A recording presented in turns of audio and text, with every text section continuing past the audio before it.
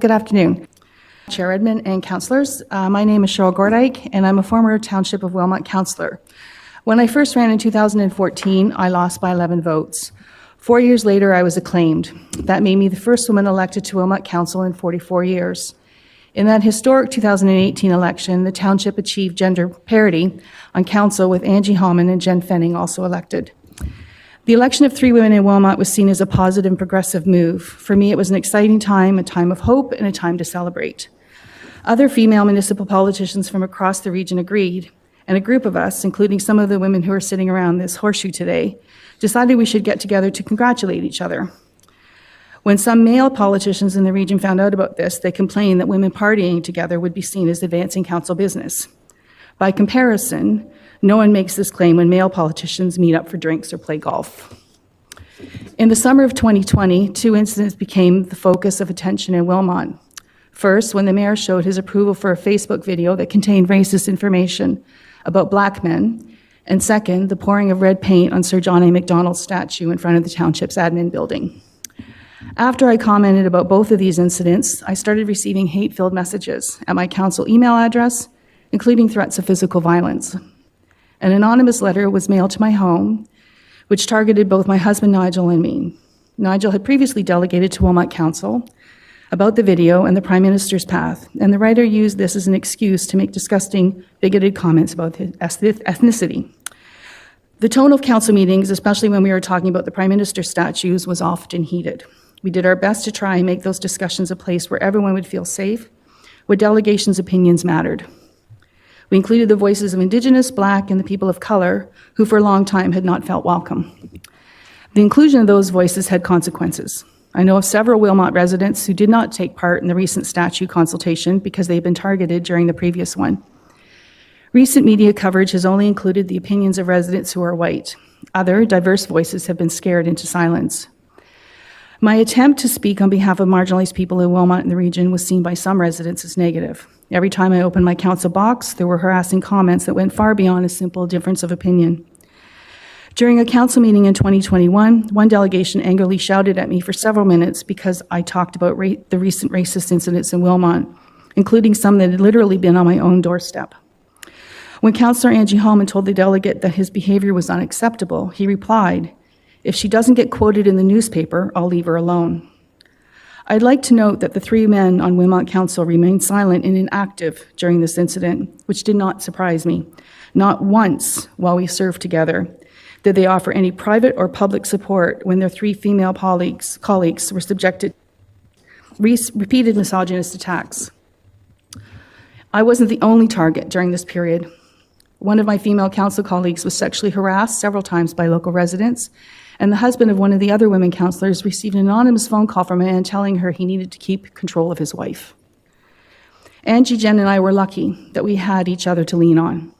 We are grateful to City Councillor Royce Badali, former Regional Councillor Rob Deutschman, and Waterloo's MPP Catherine Fife for their kindness during this extremely difficult time. They were not afraid to support us publicly. The relentless hostility during the last 2 years on council took its toll on my mental health. After Nigel and I moved to New Hamburg in 2006, we were extremely active in the community, including volunteering at dozens of local events. But because of the numerous threats Nigel and I received, simply going out in public made us cautious and fearful. It was difficult to know who to trust. After I lost the 2022 election, Nigel said, "Maybe we can stop calling the police now." Despite all that we had contributed to the community, we felt that Wilmot was no longer our home. 6 months later, we left New Hamburg and moved to Waterloo, where we have regained our peace of mind. I'm so proud to have served as a Wilmot councillor, but I'll be honest with you. After everything I went through, I'm glad to be out of politics. I would not wish this awful experience on anyone. Women are discouraged from seeking office because they can see the constant hostility and harassment of those who are elected. And even when we do win, it can be seen as a struggle as equals by our male counterparts. I hope that you will all support Councillor James's motion to adopt the Elect Respect pledge. This will be a big step towards making our local democracy safer. Thank you for your time. I am presenting this motion on Elect Respect started through Healthy Democracies in AMO and Marianne Mead Ward, Mayor of Burlington, Samira Ali, Milton councillor, and in many conversations around the current climate with elected officials. So I think this is timely and necessary, given, in a few days we are going to appoint somebody to this table. We need to really reinforce and ensure that regardless of, our backgrounds, decisions we make, that there is a healthy democracy and respect in the work. And across this province, we are witnessing hostility, threats, vitriol directed at those who serve the public, especially at the local level. We had former councillor Cheryl came in and spoke about her experiences. This is not just anecdotal, and it's a documented trend. And, the Association of Municipalities has launched the Healthy Democracy Project in response to these challenges. So, what I will say to this, it's been a long day, but there has been an increase in harassment, intimidation in municipal councillors and mayors. And I know, we are told to have a thick skin, and absolutely, but the level of toxicity that I am seeing, that we are seeing, that is being experienced, is something that is concerning. And I will say this, it's not just amongst the public. Sometimes it is amongst colleagues who sit around a table as well. The increased harassment and fewer, and the other thing too, I'll add on to this, is that we want people to run for office. We want people to put their name on a ballot, but there are realities to that I think need to be addressed. And what this resolution does is really, it's an accountability piece, I think, for us. I think reminder to the public too that we are human. And I will tell you, as I am sitting here today, I've been getting lots of harassment coming through. This is a reality. We have councillors who are within our municipalities who have restraining orders against people. We have people who are getting their tires slashed. We have instances when we are out in public with our families where people are threatening us. That is not okay. That is not the image of a healthy democracy. Yes, we can disagree. We can have differences of opinion. We can challenge each other. But there also has to be a respect. And, over the past few months, I've met with former mayor of Gatineau in Quebec, and 800 people in Quebec have left before their mandate.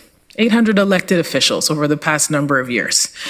There is a trend. There is a toxic trend, and I know many people will say we signed up for it, but we don't sign up to have our lives threatened, our families at risk. And we also need to know that amongst the table that we sit at, as much as we may disagree, there is a respect that we need to show to each other.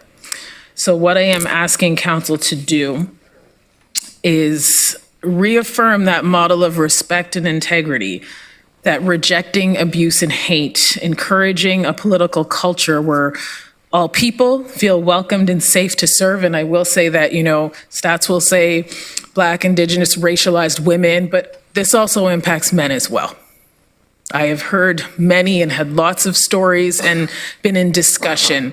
It is being in a political public figure role, and we see what's happening across many different countries, nearby and even amongst each other, that there is a dehumanizing of this role that I think we need to, recenter ourselves for our accountability and also for the public.